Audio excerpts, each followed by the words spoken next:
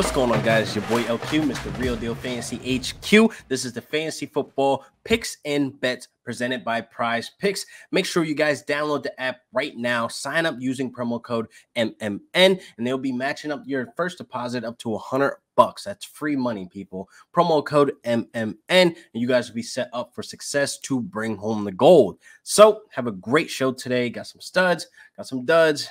The injuries, of course, my least favorite. Then we got some guys that we need to talk about, to have the conversation. Is it time to let it go? Let it go. I'm not a great singer, but you know what I'm referencing.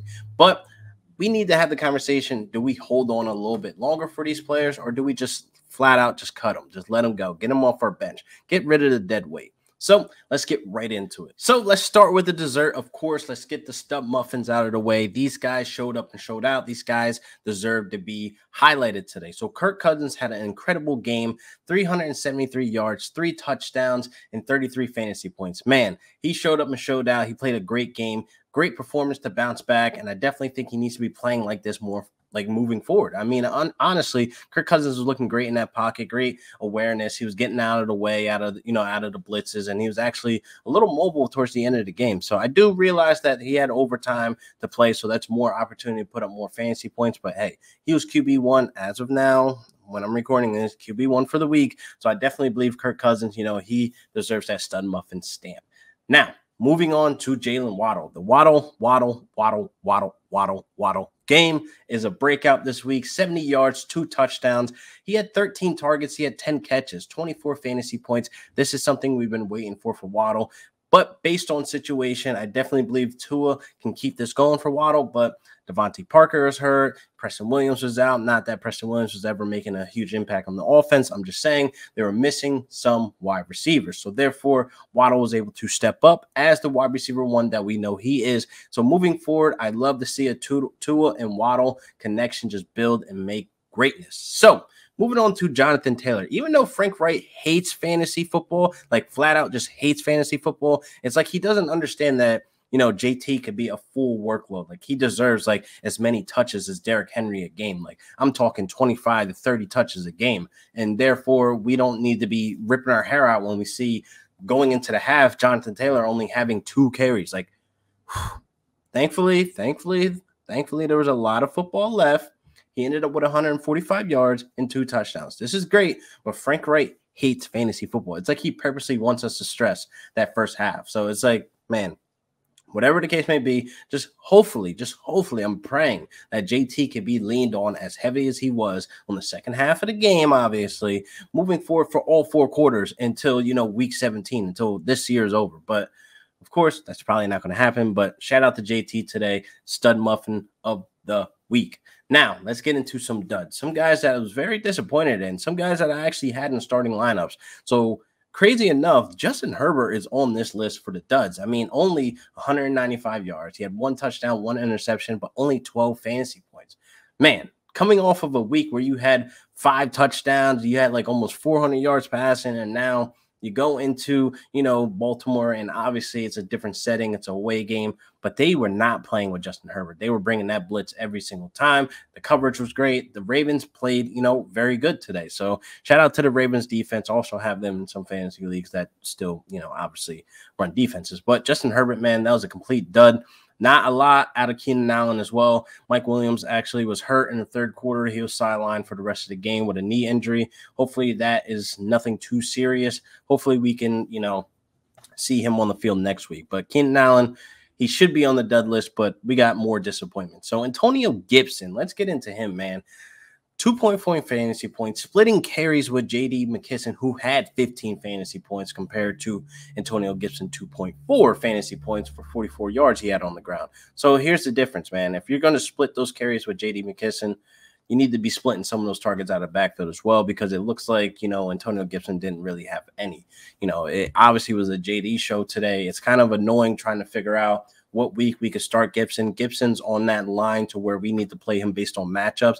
He's not a start and forget. And honestly, I think coming into this season, I had a feeling like it would probably take a tide to where we need to look at J.D. McKisson as a serious factor into this offense. And today proved it. It's kind of to the point where I can have Gibson on the bench until further notice, but I'm not going to make that drastic move because he just came from New Orleans with a 20 pack, 20 fantasy points. So therefore, again, it's just a constant headache trying to figure out when we can start him and when we can't. So yeah, he's on the dud list this week. Now, moving on to T. Higgins, who I thought was going to have a huge game against the Lions, but apparently he did not. Only 5 fantasy points, only 6 targets. He only caught 3 of them for 44 yards.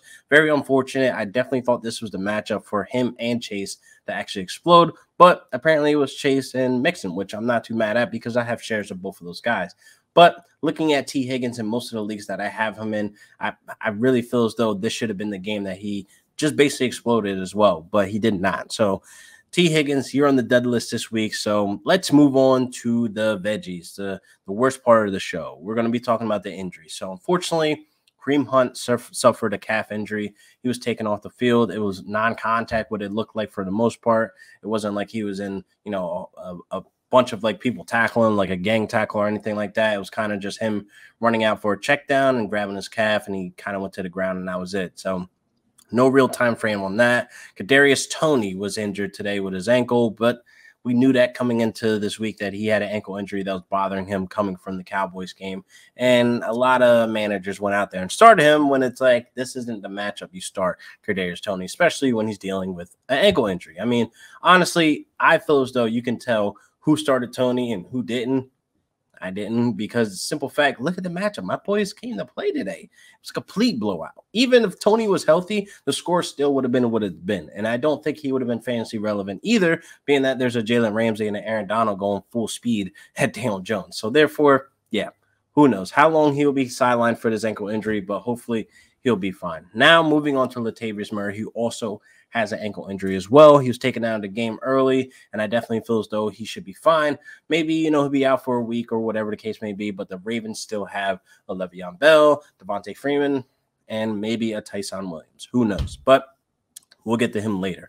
So let's move on to the let it go, the drop him, or just bench them, which means when you bench them, just hold a little bit longer. I feel as though some of these players we should be giving a little bit more time. Just give them an extended contract to basically be on your roster. But there's some guys that just need to go. Like, just get them out of there. Just get rid of this headache. Just get rid of them. If you could trade them, whatever. Put them on the trade block next week and see if anybody bites. But I'm going to get into it right now. Odell Beckham, man, it needs to be addressed.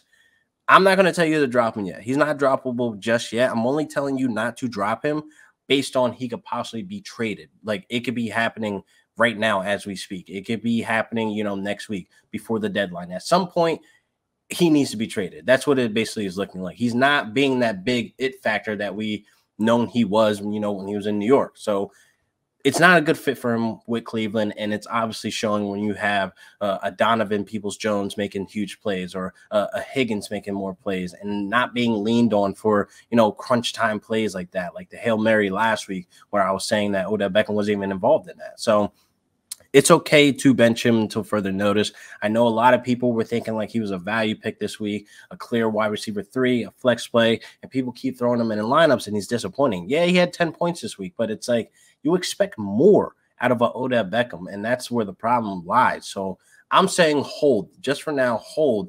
Put him on your bench, and when he's traded to whatever team possible, he can easily be the guy and be used properly, because I definitely think it's a chemistry thing, or it could be something going on. I mean, it could be going on something in that building that we don't know. But what it looks like to me, the eye test with Odell Beckham, it looks like it's a chemistry thing. It looks like he's just going through the motions. Who knows? He needs to be traded. Bottom line. Moving on to Myles Gaskin. Oh my God, has he shit the bed week after week? His highest game, last week against the Bucks, we were looking at like, oh my God, Gaskin's back. Gaskin's back. No, like, people need to dissect why he had 10 targets and 10 catches. Again, Devontae Parker was injured. I think I said this on last week's episode. Devontae Parker was injured. They needed wide receivers. They needed pass catchers. They needed guys who could step up and be effective. And obviously, you cannot run the ball on the Bucks. That's public information. You will not run the ball on the Bucks. You will not. I don't care. You just won't. So therefore, they definitely weren't going to run the ball with Gaskins if, they're last in the league for yards per game when it comes to rushing. So they're dead last. And then you got Gaskins, who's not that wowing. But I'm going to tell you to drop him, man. Get rid of him. get him out of here. You have guys that are on the waiver that can be picked up and outperform him. Like, it's to the point where like he's falling in that line of Ronald Jones where he needs to be dropped. He needs to be off your roster. Get rid of this headache. 61% of leagues are still starting him. He's still a guy that's being put into rosters. I mean, put into starting lineups and hurting rosters. That's literally what's going on with Myles Gaskin. People are not able to pinpoint what week we should be starting him, being that they have a running back committee. It's annoying to see Malcolm Brown on the field more times than not of Gaskins. It's more annoying than, see a freaking Ahmed on the field as well, getting passing targets and making big plays as well. So it's like you have to get rid of the headache. Again, put him on the trade block this week. See if you can have somebody buy low or whatever the case may be. But you do not deserve this have the headache, basically, with all these running backs with injuries, and then you got a guy in the starting lineup putting up 1 point. Like, come on, man. Like, you're the one probably watching this dealing with the headache. Just get rid of him. Get rid of him now. Now, moving on to another guy, I feel as though it's unfortunate Tyson Williams is being put in the doghouse. That's what it looks like. He's being healthy scratch, coach decision why he wasn't able to play, but there may be some light at the end of the tunnel where, Latavius Murray's injured, so where there could be playing time for Williams. But it's a little weird that he's being healthy scratch with these guys that are like blasting the pass, Devontae Freeman and Le'Veon Bell. But again, it's a little weird that, he's not getting the playing time where we saw him explode when he got his opportunity, playing with a chip on his shoulder. Like, he looks hungrier than these guys. So I definitely feel as though, Williams could be a hold, but borderline drop. So that's where I'm on the fence with it. You could drop him because, again, you don't want dead weight on your bench just taking up, basically space when you could have guys on the waiver wire come in. And also bye weeks are in effect. Like, this is bye week season now. Like, it's bye weeks are happening. So you want guys that can come off the bench and be able to fill in, step up and show out when their name's called. You don't want guys that are just dead weight on the bench and then you're sitting there putting them in your starting lineup and they put up nothing or they're not even playing. That's the sad part about it. So even if Murray is sidelined for a week or two, let's think long term. Are you going to hold on to Williams for, X amount of weeks? Are you going to be deep into week 12 with a Williams still on your bench just taking up space? I don't know, because I'm not. So he's on the more borderline like 60-40 for the drop him / hold him. So you do what you want with that information. I just feel as though I just don't want the headache anymore. He has to go. Moving on to another guy. It's a little unfortunate, but Jamal Williams, he's been very quiet. So there's games where we see hot and cold with Swift. I think this is the first week where, he went back-to-back weeks with fantasy relevant points. So shout out to Swift.